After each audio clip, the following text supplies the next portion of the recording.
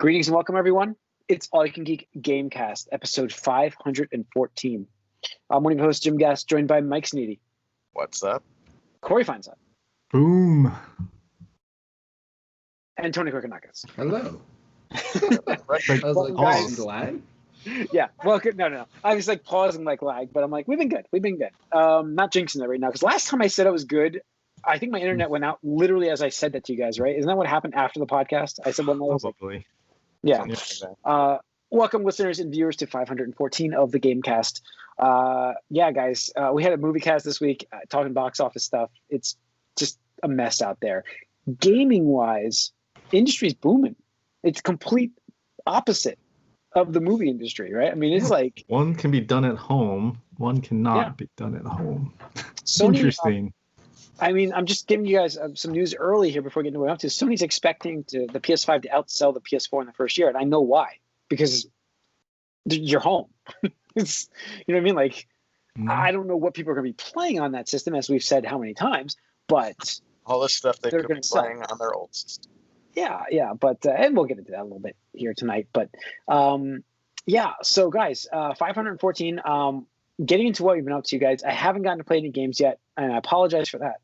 Been catching up on the shows, and this week I do intend to play Ghosts of Tsushima. But now I'm thinking I might hold for just a couple days on purpose, because I can play the better version now. Like, this is where I didn't get it at launch. I did get it at launch, but I didn't play it. And now apparently this new version is coming out, which we're going to get into in the news side. So that's it for me, really. Mike, what have you been playing now? I gave in and looked up how to find my last handful of sub-sorties in Yakuza Kiwami 2. Because, those are the little side quests, and I had like 6 that I didn't do in the game. And I'm like, what are they? So I cheated. I had to do something real good in a golf mini game to do one thing that sort of led to a domino effect of a few others. So now I'm playing the sort of traditional optional, like, super hard bosses that happen at the end of your side quests in these games. After that, I'm in a little bit of trouble, though, because now I like the series enough where I would want to go forward after 0, Kiwami, and Kiwami 2, but the weird thing is the Kiwami series, and even 0 were sort of relatively new kind of remasters of the original games that were done on, like, PlayStation 2 or Xbox. Mm-hmm. So Kiwami 2 is the last Kiwami. I would have to do some sort of older game, like to play Yakuza 3, and it's not necessarily really following all of the stuff. So I don't really know where to go next with this if I'm going to continue this, but... Well, I think there's Yakuza 3, right? Yakuza 3, I don't know if it's there, but it's not like Kiwami 3, so it's still an older game, and some of the, like, side aspects that carried over from these other two probably won't be in that. So I don't know if I would want to do that or just wait and see if they do something like that. I'm not sure, though. It's very confusing because at a certain point I know they won't Kiwami everything. Well, no, they did Kiwami for 1 and 2 because those were PlayStation 2 games and they needed overhaul. Yakuza 3 was on PlayStation 3, so it's a little bit more modern. Mm-hmm. And I'm looking at it, and apparently there is Yakuza 3 remastered on PlayStation 4, so I imagine that's what's coming on Game Pass or whatever. So I guess maybe I'll do that. We'll see. Other than that, I played, I don't know if I mentioned this before, my friend got real into this game called Risk of Rain 2, actually, which came out pretty recently. Gearbox title. Of course know about it. And we play that a lot. It's interesting just because it's all about, these runs, it's sort of randomly spawning stuff, and it's a lot about you just sort of try to make your character broken with all the power-ups you can pick up in the world to sort of deal with a constantly increasing, like, difficulty of enemies and bosses as you go on. Like, as time goes on, everything gets harder, but you also get more items to build up your character. So it's an interesting thing, interesting loop. He's real into it, and he, like, sort of dragged me in a little bit. We went on a good run last night, but supposedly they're going to have some update pretty soon in that, which would be nice because I'm ready for some new characters and some new things happening in that game. But no, it's pretty cool. It's something I wouldn't really play on my own, but like someone brought me into it, so it's nice. Cool. All right, Tony. Let's see. So I beat 13 Sentinels, Lycus Rim. I actually planned it because it's primarily a visual novel, so just completing the story, you're like, I don't know, probably 90% of the way there anyway. And I just looked at it, and there's a couple ones that are like the RTS, mission related, and I was like, these are doable. Like nothing was like too bad. I played through 99% of the game on the hardest difficulty anyway. And the last couple stages, I was like, you know what? I'm just gonna bump it down to normal because I don't really care. Like, there's no specific achievement for doing it all in intense or anything like that. It was just that sucks. They should give you that. That's the incentive of the harder difficulty. It's okay. I'm glad they didn't, because like the thing was, the game really didn't get difficult for me, even the hardest one, until like the last area, like the back half. I was just like, oh, you guys didn't scale properly. Yeah, and I was just like, all right, I guess. And I'm just like, I guess I could grind some levels and shit, but like this is not the type of game that I want to grind and stuff like that. So I was like, I'm just gonna bump it down to normal and just get easy breezy through this and stuff like that. But wow, this is probably one of my favorite stories in video games in general. You hate time travel stuff. I do hate time travel stuff. So that's all I'm gonna say. I do hate time travel stuff a lot. Time travel shenanigans. I do hate time travel shenanigans. You are correct on that. It's high praise here. Then I'm very curious now to see how they manipulate the story. It's one of those things where, I mean, it's not too long again. I'd say it's probably like 25 hours or so. And you can get through it. Like there's nothing you can miss, and stuff like that. You can actually, and the nice thing is, this has like a really great in-game, I don't know if you want to call it compendium or something, where like you can, because again, it's primarily a visual novel. You can watch any events that you've already witnessed, like through like a replay theater. So you don't have to like play through, the game again or anything. But if you're like, wait, what did this character say? And like you just view it and stuff like that. It's awesome. So, like I said, the plot is just really heavy. It's very intricate, which is crazy because their other stuff, well, it's serviceable. It's nothing like it was like, oh wow, that I'm just like every time I stopped playing, I was like this. I'm just kind of like holding my head. I'm like, wait, and it's like trying to connect the dots and pulling the strings. I'm just like, what the fuck? But yeah, game is awesome. It's definitely a strong contender for Game of the Year just based on that alone. Highly recommend it. Highly recommend it. And that's all I'm going to say about that. I don't want to build it up too much. Sure. But that's it for me, really. Okay. Yeah. All right. Corey? Well, after the podcast last week, I did, because of the Game Pass with Crusader Kings, I mentioned it. I was like, let me just check out this tutorial. I was like, oh shit, this is ridiculous. This is like, the tutorial is just way complicated, and I don't know how. That's another RTS, right? Not necessarily RTS. It's more like a Civ kind of game, I'd say, where it's like you're playing as a dynasty, and like the whole thing is simulation, I guess. Yeah, right? Yeah, okay. So it's more like that than like competitive RTS or anything, I'd say. But it's so many interconnected components there. So much things that are going on. Like the whole idea is you're just trying to rule a kingdom, conquer new regions, and spread your family out. And the game just doesn't end until the game has an ending essentially, but you don't lose unless you don't have an heir. So that's the whole thing, is you need to have an heir. But there's so many complex systems to this game, and there's so much like stuff going on that's just like very overwhelming at first, and like even the tutorial is overwhelming. But I've been playing. I checked out the tutorial, and that was pretty much as far as I got so far. But I'm really hoping that they have a Stormlight mod, because that would be awesome. The other thing is the Dragalia Lost mobile game. I still play that here and there. 2-year anniversary. And the 2-year anniversary is happening. Yeah, so they have a little event going on. It's interesting. It's got a little time travel in there too, which is funny because this is like a fantasy theme. They just introduced guns now, though, so spoiler alert. There's some future stuff going on. But what I was gonna say, they actually also introduced a battle royale mode in this game.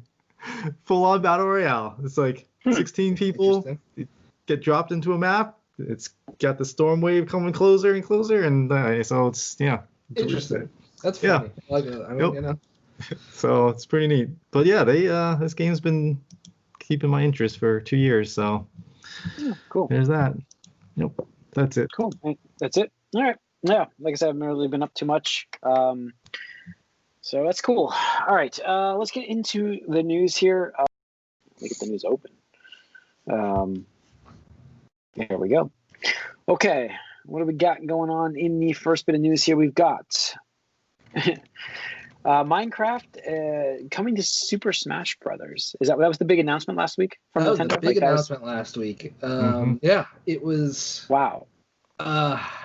What's crazy is I expected Master Chief faster than I did. Minecraft I did too. Yeah.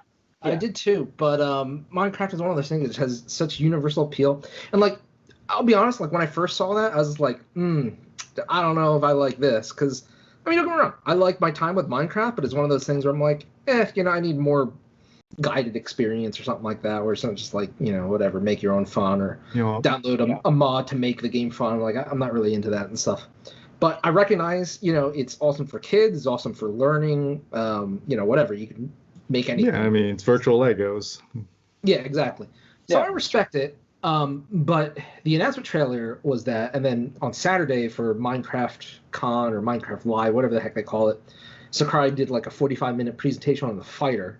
And after watching that video, I actually got excited for the character because they literally incorporated Minecraft elements into the game, where it's not just like, hey, it's just like, dropped in, what's his name, Steve or something? Right. Steve and Alex and Zombie and Enderman and our Creeper. Other, yeah.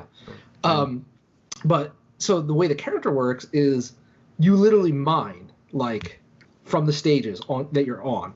So it's like the character just brings out a pickaxe, just mines the floor, and you just see like little icons of materials going into your inventory. And I'm like, what? Like, that's okay, cool. And like the thing is, you start out with wooden items, and then based on the materials, like you have a crafting box that spawns on the stage where you spawn initially in the very beginning of the game, and you just go over to the crafting box, and once you get materials, you can upgrade from wood to iron to steel to gold to diamond, and all your weapons get upgraded and more powerful and stuff like that. I'm just like, wow, that's in depth. I did not expect that. What?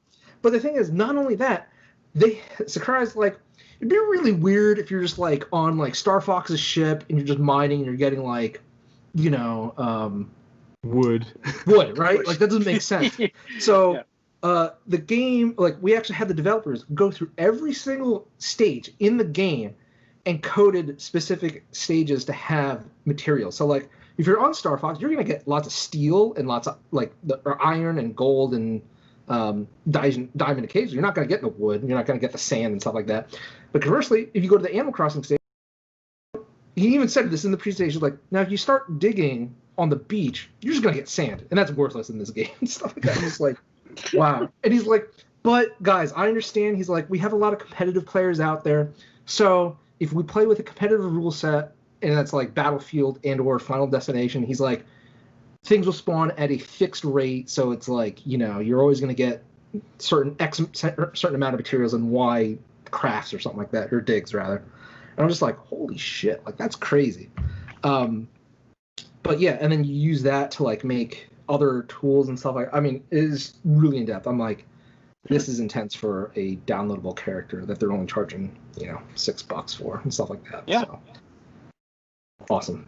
Yeah. Cool. I'm excited. All right. Let's get back into the news here. We got more, like I mentioned, the PS5 outselling the PS4 in the first year, which is no shock from COVID. That will depend on their ability to supply that many consoles. Mm-hmm. Yes, if they can do it. If they could do it, they'll sell it. Probably. There's the weird PS4 to PS5 game saves. Did you guys read about this stuff? The way they're doing it is so terrible. No, I don't understand save it. For like Spider-Man on PS4. PS4. If you can't transfer it to PS5 and play Spider-Man Remastered with your save file. It's the stupidest thing. So you have to redo those shitty missions again. I thought the only part of that game I didn't like was those like side missions that were just to finish the game, like complete it 100%. I had to finish those like bank robberies and stuff like that. I'm like, I don't want to do all this. That was repetitive. Maybe they just want to have another excuse to show you their brand spanking new Peter Parker.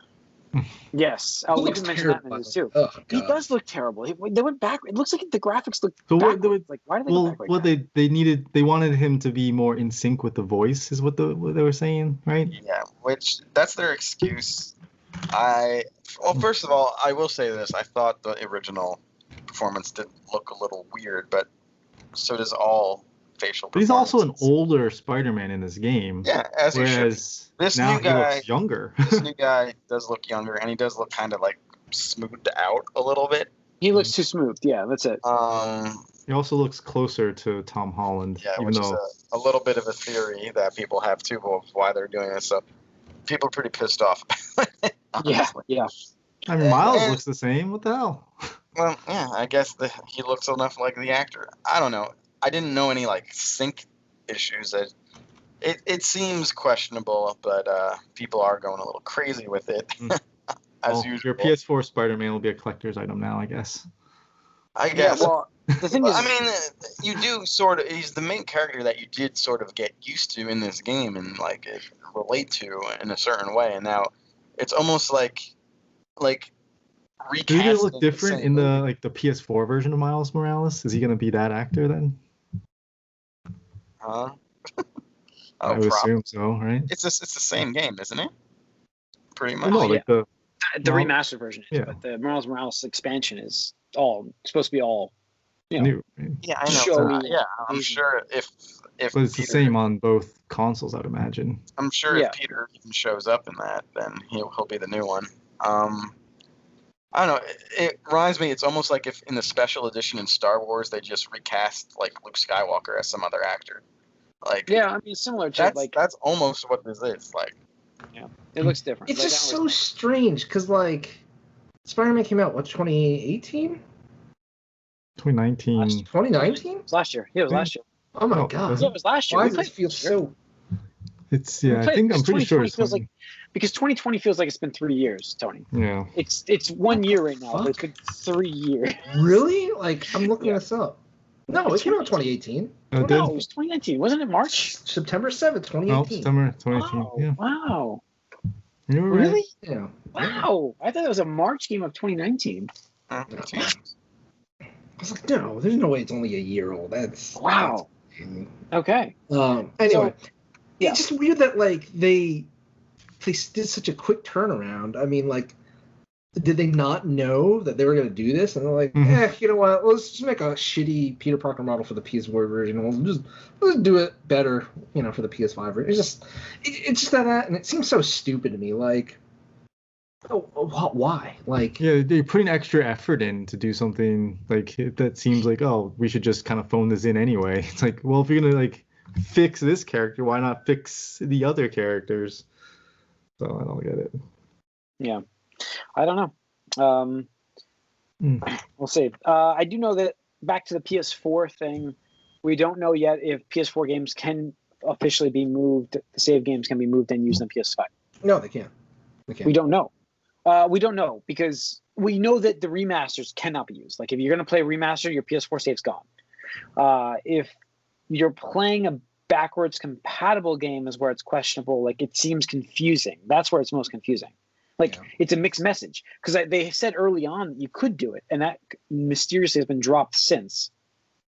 And just now we're getting like they mysteriously changed their mind on Spider-Man Miles Morales coming to PS4. Yes. Just like they mysteriously completely said, I'm happy to play. I'm happy to play on PS4. Yeah. I'm not buying a next gen console this year. So if someone wants to buy me one for Christmas, that's different. Just so we all know. I'm not saying I won't get one this year. However, I'm not buying myself one this year. Let's see. Cyberpunk 2077. There's 2 stories here. 2 stories. One is that it went gold. Fantastic news. Good for them. 2 is How did it get gold? How did it come gold? they did mention mandated this last week, didn't we? 6-day work weeks. I don't think we did mention this No, last it week. came, Did it came out after. It came out after. I It came out think Wednesday. we mentioned it at the end. We said that crunch is inevitable. I think. Maybe we did. Maybe it came out right at the end there because I thought it came out Wednesday of last week. That's where I thought it was because Jason Schreier had a whole thing on that, and so they mandated a 6-day work We week. haven't talked about it in the chat, but yeah, they mandated. So, that's unbelievable. The mandated crunch. Yep. After saying they would not have crunch, but crunch is like Thanos comes back to him. Yeah. And look where you are. Go back to me. It is inevitable. That was on the 29th. When was that? That was a week ago. So it's very possible we talked about that. It was right during the podcast. Yeah. So, yeah, I mean, I don't know, guys. Again, the bigger games get, the more they delay them, it doesn't matter. You're still going to have crunch. It doesn't matter. I mean, at some point you have to release it, and at some point you're like, oh shoot, I'm releasing this, and it's like, well, it's not where I need it to be. How do you fix that? How do you fix it? Do you have just a closed schedule of things like we cannot add this to this game? It's not going to happen. Yeah, I mean that's a lot of it. It's scope creep, you know. Yep. Sure. Yeah. It's sticking to the outline, right? Like it's following that. Like we can't go here because if we don't, we're not getting here fast enough. No. I think it is about that. It's about project management, right? It's project management at the end of the day. Yeah, it is. And the thing is, games are just way too big these days to. No, that's why. Yes, you're right. Yeah. You know, to do that because, you know, the thing is like if you know, let's say the coding aspect, the programming. Then, okay, so like you delay that by, let's say they missed their mark by, you know, a month or two for a milestone. Well, now the QA, they're just sitting with their thumbs in their asses because they can't QA that build until that's done. So what are they doing, you know, and stuff like that. So it just, it pushes them back farther. So then, you know, now it's like, okay, so now they can't get back to the programmers to fix the bugs that they find. So it's just like, you're just making it compounds, it gets worse. So it's just like, be better at your job. Unfortunately, be better at your job. That's the thing, because plus, like, you have this schedule laid out, but then you fix a bug that breaks something else that you weren't expecting. It's a never-ending spiral. Yeah. I mean, I got my game dev story game, and it's like, I know, gotta smash those bugs. Oh, game dev. Wow. That's a game I haven't heard in a long time. So great mobile game. we're always gonna have crunch. It's a matter of like, I guess the mandatory crunch was the weird part about that story. Like they mandatory said 6-day work weeks for everybody to make sure this game gets out. I didn't think you could. I thought it was always stated like while there was crunch, we were saying it was. Now, granted, they were saying it was optional, but it was like if you don't do this, it's frowned upon. Yeah, this was like mandatory. The thing is, you got to understand. So, like CD Projekt Red, they're not an American company. They don't play by American rules. That is the culture for American devs. Is it's like, hey, we don't have an official crunch policy. You can go home at 5. It's just everybody else is gonna look at you really weird and disappointed and frown at you for leaving while they're, you know, putting in an extra 3, 4, 5 hours at work at the office. So yeah. Over where are they based? Poland. Yeah, I think so. Poland. So okay. I know that they're Polish. I don't know if that's where they are. Yeah, we'll just go with it for now. We'll factor it later. But in Poland, I know this for a fact. It came up in discussion that they are getting paid for their overtime hours in terms of contract. That's fine. That's great. That's better than not getting paid, obviously, and stuff like that. Sure. But it's still a practice that they shouldn't be doing because, again, like you're just going to be burning people out of the industry. And take a look, and you could see this starting to you know, have the cracks in the industry now, where Warsaw. Yep. Right, like we saw with was it Rocksteady or whatever? They had a lead, you know, fill in the blank position open on their website for like over a year. So that means nobody with the experience necessary for that role wanted that job for over a year. Like how do you get a game done if you don't have a lead fill in the blank, lead artist, lead designer, lead programmer, and stuff like that?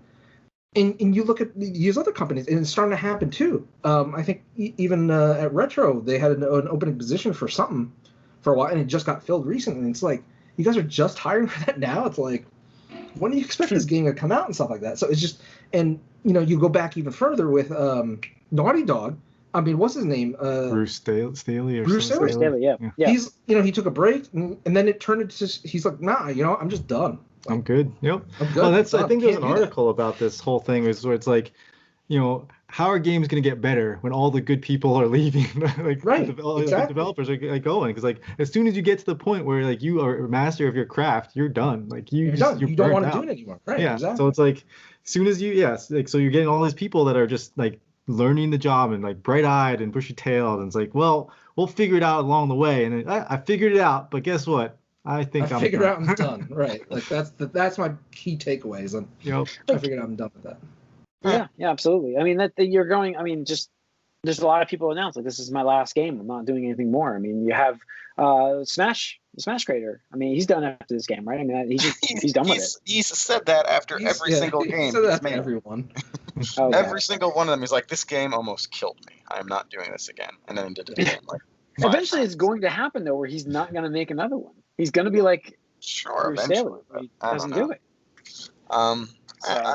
And this game, though, like, I think a lot of the problems with this game stem from the fact that we've heard about it almost a decade ago. I really, like, this game has been... Too early of announcement, yeah. Yeah, and, people have been working on this for 7 years. The last month and a half, 2 months here, they're going to put in 6-day weeks. I mean, it's... Well, who knows if it's just the last 2 months? I mean, again, this game was supposed to be out initially, last year? Or was it just the first quarter this year? Oh, it got delayed at least twice. I think it was supposed to be out last year. Right. So, I mean, like, typically, I imagine they crunched then. And Jason is a huge advocate. They says, look, delays don't mean less crunch. It just means more crunch. And we'll believe him on that one. So. Mm-hmm. Yep. Yeah, so, all right. What else we got here in the news? Last bit of news we have is good news. It's Ghost of Tsushima. We have a patch, as I mentioned in the beginning of the podcast. Patch coming in with a co-op game being added. Not just like improvements on the single-player game where it's like a whole better armor management system, correct? All it adds is the option to make loadouts. Yeah, and which is good. Skins. I mean... color. So for the single player, the loadout thing is amazing because I have like a travel. I have a travel attire gear because it reveals more of the fog of war as you're like riding your horse and going around, and then as soon as you get into combat, I'm like, I really don't want to press something else. Yeah, you want to switch your combat gear. I don't want to be like start, shift over 2 in the menu, go down 3 or whatever the hell it is. It just got so tedious. Yeah, I mean the biggest problem was because they come in like a few different pieces each thing. So yeah, right. You would have to change them individually like 3 times pretty much, as opposed to. I never changed my armor. I was just like, yep, I'm just gonna stick with this. I did when I tried to do the extra bonus. What are those standoff chains? Because there's a specific one for that does that. So. Yeah, there's like bonuses if you have like your bow, like a bow. There's a bow and arm. I did it a lot because I got real engaged with all of the armors and collectibles and stuff. So like, but no, it would definitely, even though it's almost obvious, it should almost be automatic. Although maybe you might want to mix and match for aesthetic reasons. But this definitely saves at least 2 to 3 button presses. That's what I'm saying. Like overall. In the long run, time, it's just a good, time good too. thing. Yeah, like I'm looking. It's just at annoying that. pressing start every second or every minute or 2, and then because the thing is after the fight, then it's just, you want to change back, so it's like then you double it, and it's like, right. And the fight is like a couple, like 10, 15 seconds. Right, exactly. It's like boom, boom, boom, I'm done. So it's like, all right, well, now I'm back to my other. Cool. So but yeah, the co-op thing is really cool, though. The I'm co-op excited thing is to hear the big about improvement. that. Like that's surprised that they announced a co-op, right? That's free. They announced that a while ago. Did they? I missed that. We talked about it. We talked about it because I found it interesting that that's what they were going for, because might not have been on the podcast, Jim. I don't know. I may not have been on the episode. It was definitely one of our covers. Yeah. So yeah, a free co-op coming out. It comes out next week, October 16th. So what's the game mode like? What do we got? What's the game? It's called Legends, right? Legends. Yeah, it's Legends of Tsushima, where it's apparently you play like different classes or characters in the lore or something like that. Yeah, it's way more supernatural. Supernatural, yeah. it's interesting to me. I don't know if I'm ever gonna actually play it because who am I playing that with? But Jim's There's playing, three of of course us play, right isn't now. it? Yeah. yeah, Yeah, the three of I'll you are play it, sound yeah. asleep when I play games mostly, though. Yeah. Probably. I mean, Mike, I gotta be up at 7 in the morning I'm for not work. What do you want blaming me you. to do It's every just I can't play co-op games with you guys. That's all. Yeah. I have to play with someone in Reno most of the time. day? You're on West Coast time already, Mike. See, I'm come on, always on West Just Coast go. time. just work. 9 to 5, Mike. No, because people already want those shifts. You gotta take the shit shifts, right? I mean, I take the shifts Ownership of businesses. that Yeah, sits well with nobody me, and wants. yeah, whatever. It works out for me most of the time. This is ownership, yeah. So it's unfortunate, but no, I think that's kind of a cool thing. I'll check it out. So. But no, the Anything big else? thing here though is that New Game Plus they announced, which is something that Sorry, I missed the New Game Plus. That's right. Yeah, I knew there was something I missed. this is Yes. not. They didn't announce that earlier with the co-op thing, which was a little questionable because everyone was like, it's a single player game, but once you're done, there's not much to do. It's pretty easy to platinum this game. So people wanted a New Game Plus, and now it's here, which I almost feel like they added it because it's relatively easy to add New Game Plus, you would think. Just kind of slide some numbers up here and there, but they probably added it based on feedback, I think, because they announced. They absolutely yeah. said that in the blog for it. Because they announced this, and people are like, "Oh, that's cool," but like single player stuff. So now they do have the New Game Plus, which is good, and especially since apparently I didn't even know this. There is a die for the platinuming the game. It's hard to say. Which I didn't even do because it's 2 achievements I didn't What's bother cool, with. I like about Sony's, a lot of their games, if you platinum a Sony exclusive game, you get a theme for it. I've never gotten a single thing, and I platinum a couple Sony games. What? I didn't get anything for Spider-Man. I didn't get anything for Ghost of Tsushima. Jeez. And I've Gravity never- Rush, and I'm pissed. I'm like, you guys never give me shit. Did the Arkham games do that? I mean, the only one. I mean, I know that they have done that for some games. I think Horizon had one. Yeah, Horizon having I came close to platinum that, but there was some random like coffee cups here and there. I'm like, I'm not bothering with that. I'm not picking up a coffee cup all across the world for that. But no, it's good. I might go back to it. It's been a little bit. I feel like I've kind of mentally moved on a little bit, but I might go back to it to just play it again. And but first I might get that platinum. So do those last 2 random tasks to get that other die. So I mean, it's definitely good. It might bring me back into the game. Cool. Even Awesome. if I'm not doing the co-op, I'll definitely want to check it out though. But I don't know how. Yeah. Oops, I accidentally opened my tabletop simulator. Yeah. I was like, what's that? All Like, there's like a sound it makes when it loads. It's like, I was like, whoa, what was that? Yeah. Who's there? Ah, All right. I think that's gonna wrap up this episode. I have that's pretty much it. Next week, get the new iPhone. Not really podcast related, I guess. We've covered some tech. Are they stuff. having their conference next week? Yeah, finally. That's about it, though. You can write us allyoucangeek@gmail.com. Follow us on Twitter, allyoucangeek. Like us on Facebook. If you're watching this on YouTube, hit the subscribe and hit that like button. We appreciate it, guys. We'll see you next week. We're out.